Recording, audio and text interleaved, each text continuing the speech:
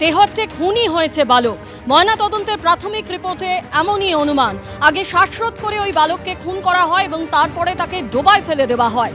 ময়নাতদন্তের প্রাথমিক রিপোর্টে এমনই অনুমান করা হচ্ছে। আপনারা জানেন যে তেহট্টে বালক খুনের ঘটনা এবং তারপরেই আমরা দেখেছি অভিযুক্ত দম্পতি গণপিটুনিতে তাদের মৃত্যু হয়।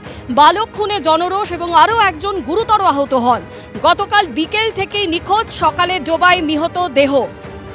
সকালবেলায় ডোবায় মেলে সেই দেহ এবং অপহরণের পর খুনের অভিযোগে প্রতিবেশীর বাড়িতে জনরোষ। গণপিটুনিতে অভিযুক্ত দম্পতির মৃত্যু, আরও একজন আহত।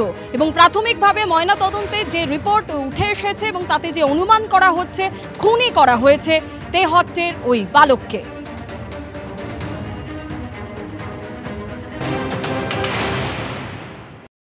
পেছনের গেট খোলা দেখে পিছনের গেট দিয়ে গেলাম, জন্নব করে ডাকলাম। তারপর আমি আবার রাস্তায় যাদের বাড়িতে যাই সবাইকে শোধাতে গেলাম, সবাই বাড়িতে আছে, শুধু আমার ছেলেকে কেউ দেখেনি।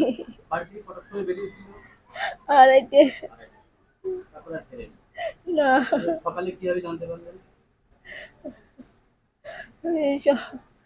সারা রাত খোঁজাখুঁজির পরে থানায় ডায়েরি, তারপরে ওরা ওইদিকে খুঁজছিল। সকালবেলায় ওদের মনে মনে হয়েছিল আগের বার বলে কাদের কিডন্যাপ করেছিল, তখন যখন সবাই মিলে ওকে চেপে ধরে তখন বলে স্বীকার খায় আমার ছেলেকে মেরে বস্তায় পুড়ে জলের পুকুরে পুঁতে রেখে এসেছে।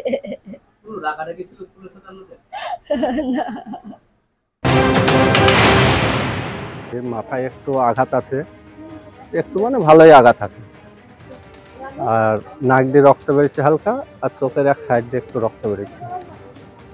বলবো সবাই তো জানে যে এটাকে মেরে ফেলা হয়েছে। এবার এর আগে শুনেছি নাকি এই ছেলেটাই একবার 3টি বাচ্চা নিয়ে পাচার করুক আর যাই হোক নিয়ে যাচ্ছিল, পলাশি গিয়ে ধরা পড়ে। পলাশিপাড়ার স্কুল থেকে বাচ্চা তুলে পলাশি নিয়ে চলে যায়, ওখানে গিয়ে ধরা পড়ে যায়। হ্যাঁ, ছেলেটা টোটো চালায়, তা ওখান থেকে ধরে নিয়ে এসে পরে সবাই বললো যে ওর মাথায় একটু গন্ডগোল আছে, ওই জন্য ভুলে চলে এসছে, তো ওই কাজে ওকে ছেড়ে দেয়। তারপরে তো এই হ্যাঁ, এতে গ্রামবাসী সবাই ক্ষিপ্ত যে ও ছাড়া কেউ দ্বিতীয়ত হতে পারে না। ওর এর আগেও যখন ও এই কাজে ধরা পড়ে যায় তাহলে সন্দেহমূলক ওই করেছে, ওই জন্য ওর বাড়িঘর সব ভাঙচুর করছে, আগুন ধরিয়ে দিয়েছে। তেহট্টে বালককে খুনের অভিযোগ আর যাদের বিরুদ্ধে অভিযোগ উঠেছে সেই দম্পতি জনরোষের শিকার হলো এবং তাদেরও গণপিটুনিতে মৃত্যু হলো। যেমনটা জানা যাচ্ছে এই দুই পরিবারের মধ্যে বিবাদ ছিল এবং আগেও ওই দম্পতির বিরুদ্ধে শিশু অপহরণের অভিযোগ ওঠে। এই নিয়ে আমরা কথা বলেছিলাম মনোরোগ বিশেষজ্ঞের সঙ্গে, কি বলছেন তিনি আসুন শুনুন।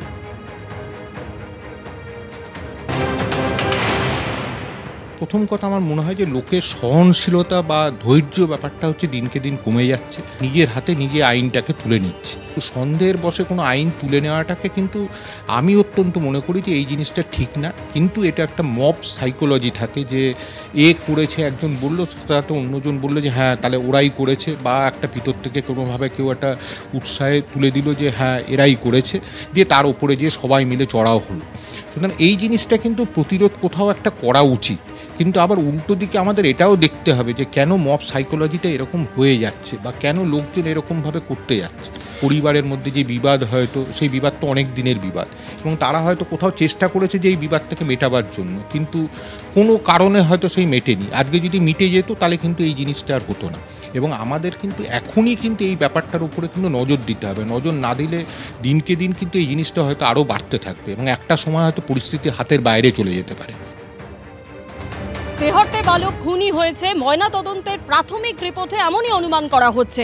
প্রথমে শ্বাসরোধ করে তাকে খুন করা হয় এবং তারপরে ডোবায় ফেলে দেওয়া হয়। ময়নাতদন্তের প্রাথমিক রিপোর্টে এমনই অনুমান। তৃণমূলের রাজ্য সাধারণ সম্পাদক কুণাল ঘোষ তিনি কি বলছেন শোনাবো। পাড়ার এবং পারিবারিক একটা ভয়ঙ্কর ঘটনা ঘটে গেছে। একটা বাচ্চাকে ইয়ে করেছে, একটা বাচ্চা জড়িত, সেখানে জীবন জড়িত, সেখানে কারা মেরেছে এরকম একটা জায়গা। এটা প্রতিবেশীদের মধ্যে একটা টানাপোড়েন, একদম পাড়ার মহল্লার টানাপোড়েন থেকে অপ্রীতিকর ঘটনা ঘটেছে।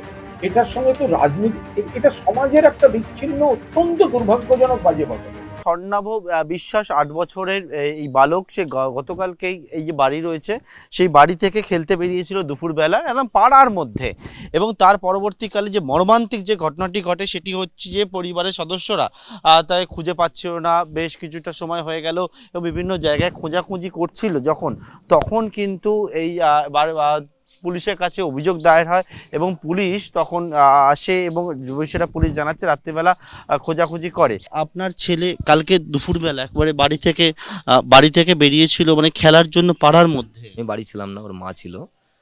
ওর সকল বেশি অর্ধেক টাইমে বাড়ির বাইরেই থাকে, যেদিন স্কুল থাকে না দুপুর টাইম ঘুমাই। এই যে উৎপল, এদের সঙ্গে মানে এর প্রতি মানে কি হয়েছিল, মানে এর সঙ্গে কোনো আমার সাথে ঝুট ঝামেলা নেই। আমি ছোটবেলা থেকে একসাথে আমি বড় হয়েছি ওর সাথে, কোনো ঝুট ঝামেলা কিচ্ছু নেই ওর সাথে আমার। সন্দেহ কেন আপনাদের ওর প্রতি হলো? আমি কিন্তু ওকে কিন্তু এখনো পর্যন্ত আমি দেখিনি, যেহেতু আমি এখনো সন্দেহ করিনি এখনো, ঠিক আছে? আমার সন্দেহ আমার ছিল না আর কি। সন্দেহ যদি আমি থাকতো আমি তো ডাইরেক্ট আমি ওর বাড়িতে যেতাম। আমি যখন ওর বাড়ির কাছে পাওয়া গেল, কিছু জনের মুখ থেকে আমি শুনলাম যে নাকি ওর বউ বলেছে যে আমরাই করেছি এই কাজ, তখনই আমার সন্দেহটা হলো। বাড়ির কাজ কার, আমার যদি সন্দেহ হতো তো আমাদের গ্রামের লোক টোটালি যেত, ছেলেটাকে সারা রাত বের করতে পারতাম না। জিজ্ঞেস করতে খারাপ লাগছে একেবারে। কি অবস্থায় দেখলেন পুকুরের মধ্যে? মানে আমি যতটুকু দেখেছি, আমার ছেলের হালকা হালকা মুখ দেখেছি, আমাকে দেখতে দিল না, ওখান থেকে আমাকে নিয়ে চলে আসলো।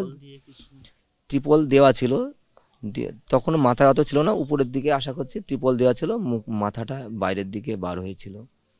হ্যাঁ, যা দেখেছি টোটাল আমি বাড়িতেই দেখেছি।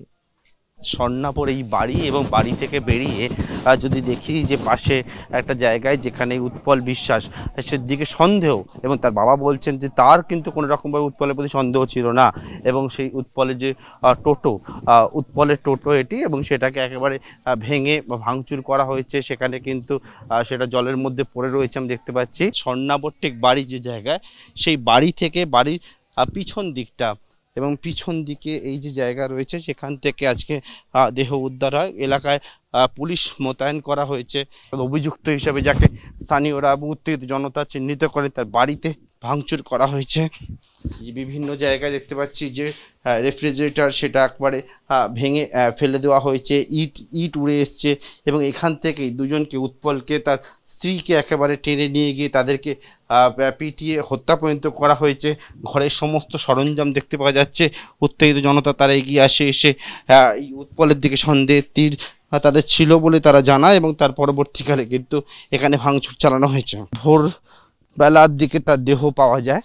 পিছন দিকে সেই পুকুর, যেখানে পুলিশ ক্যাম্প করে রয়েছে এবং জায়গাটি সম্পূর্ণভাবে ঘেরা অবস্থায় রয়েছে। সিসি ক্যামেরা দিয়ে জায়গাটাকে একেবারে ইনস্টল করা হয়েছে, অর্থাৎ এখানে পুলিশ ক্যাম্প বসিয়ে যে নজরদারি চালানোর জন্য ক্যাম্প করে এই পিওতে একবারে চারপাশে কী হচ্ছে সেই বিষয়ে দেখার জন্য আজকেই এই ক্যামেরাগুলিকে ইনস্টল করে লাগানো হয়েছে। এই হচ্ছে সেই ডোবা, এবং যেখানে দেখতে পাচ্ছি যে স্বর্ণাভ জুতো পরে রয়েছে, এবং জায়গাটা সম্পূর্ণভাবে এখানে ঘিরে রাখা হয়েছে। এবং কিছুক্ষণ আগে দেখালাম পুলিশের এখানে পিকেট বসানো হয়েছে, এবং পাশাপাশি সিসি ক্যামেরা, এরকম সিসি ক্যামেরা যেটা হচ্ছে পিওকে একেবারে সেটাকে দেখা যাচ্ছে, সেই রকমভাবে সিসি ক্যামেরা এখানে ইনস্টল করে তড়িঘড়ি পুলিশের তরফ থেকে লাগানো হয়েছে।